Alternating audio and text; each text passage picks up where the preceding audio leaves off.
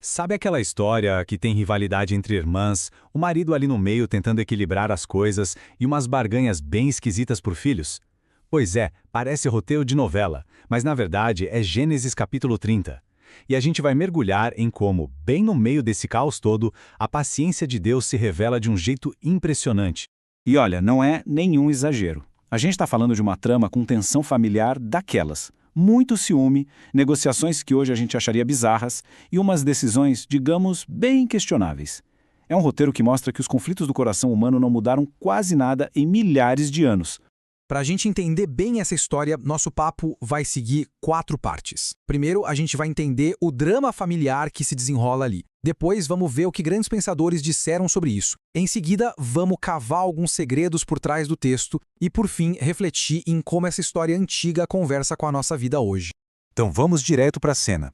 Pensa só, de um lado Raquel e Lia, duas irmãs, esposas do mesmo homem, Jacó, numa competição que deve ter sido muito dolorosa por filhos e, claro, pela atenção do marido.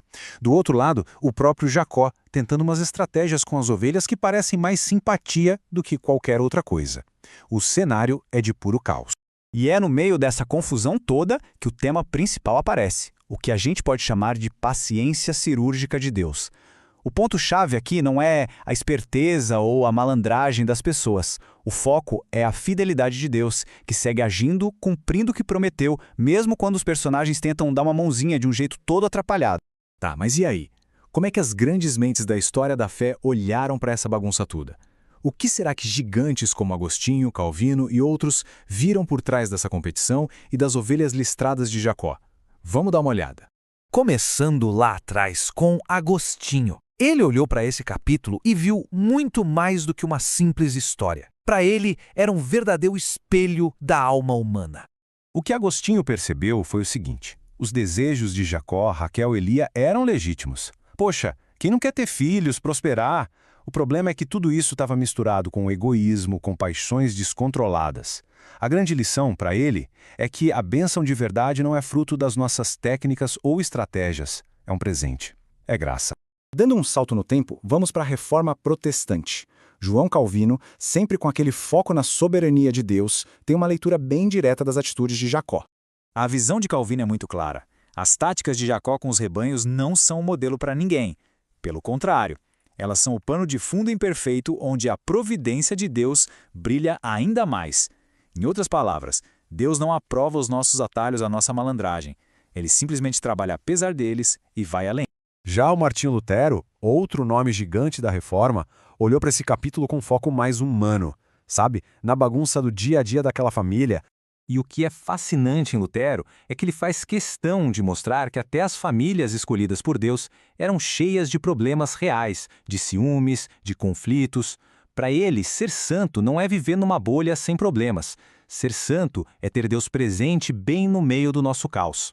E agora, avançando para uma visão mais pastoral, o famoso pregador Charles Spurgeon tira um alerta muito prático da angústia que a Raquel sentia. Spurgeon usa a história dela como um aviso poderoso contra a inveja. Pensa bem, Raquel tinha o amor de Jacó, que era uma bênção enorme, mas ela só conseguia focar no que não tinha, filhos. O alerta dele serve para a gente até hoje, que a gente tome cuidado para não desprezar as bênçãos que já tem enquanto fica chorando por aquelas que ainda faltam. Agora, vamos cavar um pouco mais fundo. Gênesis 30 tem vários detalhes culturais e simbólicos que, numa leitura rápida, a gente pode acabar perdendo. Por exemplo, o que eram essas tais de mandrágoras? E o que os nomes dos filhos revelam de verdade? Bom, primeiro as mandrágoras. Eram plantas que, na cultura da época, o pessoal acreditava que ajudava na fertilidade. O texto não diz que funciona, ele só relata o desespero das irmãs. Segundo, os nomes dos filhos. Ah, isso é genial! Cada nome é uma pequena história, um desabafo. Quando Raquel finalmente tem um filho através da serva, ela o chama de Dan, que significa Deus me fez justiça. É uma declaração teológica num nome só. E por último, essa história do Jacó com as ovelhas gerou debates por séculos sobre onde é que termina a sabedoria e onde começa a superstição. E aqui a gente vê um ponto central de forma bem clara.